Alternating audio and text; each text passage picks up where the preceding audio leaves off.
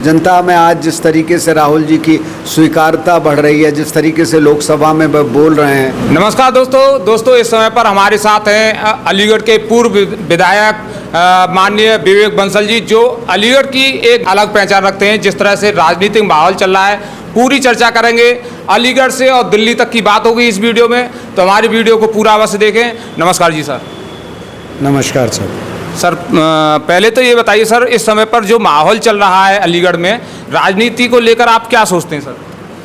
देखिए, मैं ये कहूँ कि सब कुछ बहुत अच्छा चल रहा है तो वो तो नहीं है राजनीति के संदर्भ में, जहाँ अलीगढ़ के परिप्रेक्ष्य में आप पूछ रहे हैं। पर लेकिन मैं इतना ही कह सकता हूँ कि हम लोगों को आवाज़ उठानी चाहिए जहाँ पे कहीं ना कहीं अनियमितताएँ हैं, जहाँ पर भ्रष्टाचार है, जहाँ पे विकास की बात करनी है। आज आप पूरा देखिए, अलीगढ़ पूरा खुदा पड़ा है। आज गांव में आप जाइए, वहाँ जल भराव की समस्या है, बेरोज़गारी पूरी तरीके से अपने चरम पर है, महंगाई, आम आदमी जो 80% जो आम नीचे का आदमी है वो किस तरीके से जीवन व्यतीत कर रहा है, उसकी कल्पना भी करना दूभर है। सर जो माहौल है इस समय पर जगह जगह पर मैं देखता हूँ पानी भरा हुआ है, कहीं पर गड्ढे हैं आप कह रहे हैं, और आपकी भी तस्वीरें मैं देखता रहता हूँ। जहाँ पर भी कोई परेशानी होती है, जहाँ पर कोई प्रॉब्लम होती है, वहाँ पर पहुँचते हैं। क्या लग रहा है, माहौल क्या चल रहा है इस समय पर अलीगढ़ में?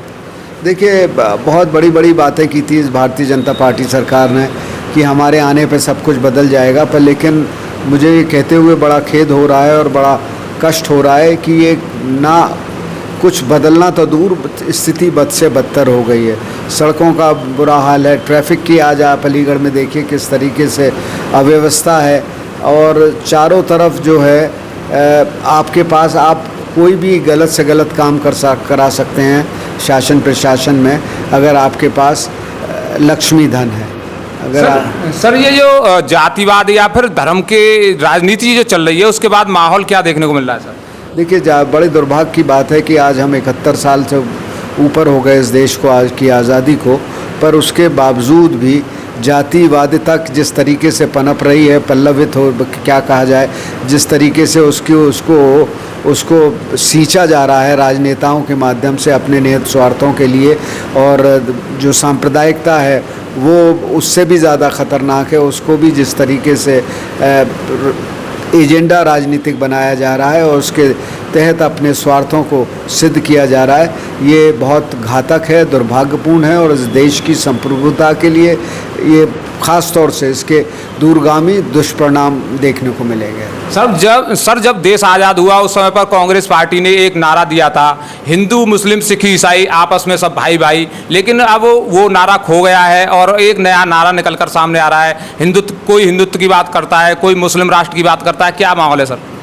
ये बहुत दुर्भाग्यपूर्ण है जो हिंदू राष्ट्र की जो बात हो रही है, ये अपने आप में अकाल्पनिक है। मैं इस चीज़ को बहुत अच्छा नहीं मानता। मैंने जैसे कहा कि सांप्रदायिकता जो है इस देश के लिए, एक तरफ हम देश को उन ऊंचाइयों पर ले जाना चाहते हैं जहां हम आर्थिक क्षेत्र में हम कहीं ना कहीं शीर्ष देशों में हों, पर लेकिन उसके साथ साथ आप देखिए हमारी औसत आय क्या चल रही है, और उसके साथ साथ ये जो सांप्रदायिकता और जातिवादिता के सहारे हम देश को उस तुंग शिखर पर नहीं ले जा सकते जिस पर हमने कल्पना की है। सर आप बात करते हैं सर मोदी जी की। मोदी जी जिस तरह से ट्रंप के साथ दोस्ती की बातें करते थे, उसके बाद जिस तरह से अब माहौल बदला है, अमेरिका ने जिस तरह से ट्रंप सामने 25% जो टैरिफ बढ़ाया है, उसके बारे में क्या कहेंगे? देखिए, टैरिफ ही नहीं, टैरिफ के साथ साथ और भी जो चीज़ें उन्होंने जिस तरीके से की, आज उन्होंने पाकिस्तान की तरफ जिस तरीके से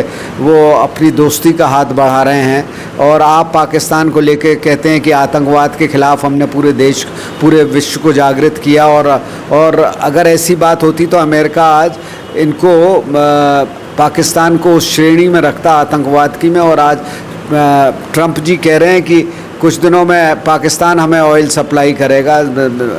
तो ये कितना शुभ संकेत है और किस तरीके की दोस्ती निभाई गई है ट्रंप जी के माध्यम से। और उन्होंने पाकिस्तान जो हमारे से कहीं भी चाहे सामरिक दृष्टि हो, चाहे आर्थिक दृष्टि हो, चाहे भौगोलिक दृष्टि हो, हमारे सामने कहीं उसका कोई मुकाबला नहीं है। पर जिस तरीके से ट्रंप ने सिंदूर, ऑपरेशन सिंदूर के पश्चात दोनों को एक बराबरी पर खड़ा कर दिया कि पाकिस्तान और भारत को उन्होंने एक श्रेणी में खड़ा कर दिया, वो बहुत बहुत दुर्भाग्यपूर्ण है, निंदनीय है, और इसकी जितनी आलोचना की जाए वो कम है। सर, जिस तरह से राहुल गांधी जी ने भारत जोड़ो यात्रा की, मोहब्बत की दुकान खोलने की बात की, उसके बाद एक चिराग पासवान जी हैं, उनसे पूछा गया क्या राहुल गांधी जी की जो है छवि सुधरी है या फिर क्या हुआ, तो वो कह रहे हैं कि नहीं, ऐसा कुछ नहीं है, उनकी पॉपुलैरिटी नहीं बढ़ी है। क्या कहेंगे सर? अब देखिए, वो तो विपक्ष में हैं, ये लोग बिल्कुल आंख बंद करके बातें करते हैं, तो वो अगर ऐसी बात कर रहे हैं इसका तो हमें संज्ञान भी नहीं लेना चाहिए। वो तो लोकतंत्र में जब जनता अपने आप एक उसका जवाब देगी अपने मतदान के, और जनता में आज जिस तरीके से राहुल जी की स्वीकार्यता बढ़ रही है, जिस तरीके से लोकसभा में बोल रहे हैं, और जिस तरीके से इन भारतीय जनता पार्टी जो सत्तारूढ़ दल है उनकी नीतियों का पर्दाफाश कर रहे हैं, वो जनता के आंखें खोल रही है। वो जनता को बता रही है कि इन्होंने जो वादे किए थे वो निहित खोखले वादे थे, जिनमें इनका स्वार्थ निहित था और जिसमें जनता को धोखा देने की बात थी। सर, केंद्र सरकार की बात करें, केंद्र में सरकार बनाने की बात करें तो रास्ता यूपी से निकलता है, लेकिन यूपी में ही कांग्रेस कमज़ोर दिखती है। कैसे इस कमजोरी को दूर किया जाएगा? कमज़ोरी को जहाँ तक यूपी की बात करते हैं, यूपी में आप देखिए कि कितनी लोकसभा सीटें आई, तो आप कमज़ोर गठबंधन को तो आप उसे कैसे कमज़ोर कह सकते हैं? और आने वाले विधानसभा चुनाव में आप और देखेंगे कि उसका जो परिदृश्य और स्पष्ट होगा, और जो ये जो वर्तमान सरकार है किस तरीके से इसकी जो नींवें, इसकी चूल्हें हिल जाएंगी। तो सर, अलीगढ़ में सुधार की क्या ज़रूरत है? अलीगढ़ में तो सुधार की, विकास के कार्य होने चाहिए, जो ख़ास तौर से एक जो पिछड़े इलाके हैं, जो वहाँ कोई कार्य नहीं हो रहा, लोग यहाँ बड़े उद्योग आने चाहिए, उद्योगों की बात हो रही है, रोज़गार का सृजन होना चाहिए, यहाँ जो आर्थिक स्थिति लोगों की उसमें उन्नति होनी चाहिए। सर, आप लगातार जनता के बीच में रहते हैं, लेकिन अब जो माहौल है, कई ऐसे नेता हैं जो अपने आप को शेर अलीगढ़ कहते हैं, क्या कहेंगे सर इसके बारे में? देखिए, अब ठीक है, जो हर को अपना अपना लोकतंत्र में अपने को शेर अलीगढ़ या जो भी है कहने का अधिकार है, और वो समझते होंगे कि वो शेर अलीगढ़ है, और मैं उस पर मैं टिप्पणी नहीं करना चाहूँगा, और यही कहना चाहूँगा कि ना कोई शेर होता है, मतलब हमने तो कभी अपने को ऐसा नहीं समझा कि हम शेर हैं, पर लेकिन हम निर्भीकता के साथ काम करते हैं और जनता के बीच में रहते हैं, जनता का कार्य करते हैं। तो दोस्तों, हमारे साथ थे विवेक बंसल जी, जिन्होंने देश की जनता के लिए, अलीगढ़ की जनता के लिए बहुत सारे काम किए हैं, लगातार जनता के बीच में रहते हैं। तो हमारा वीडियो देखने के लिए आपका बहुत बहुत धन्यवाद। नमस्कार।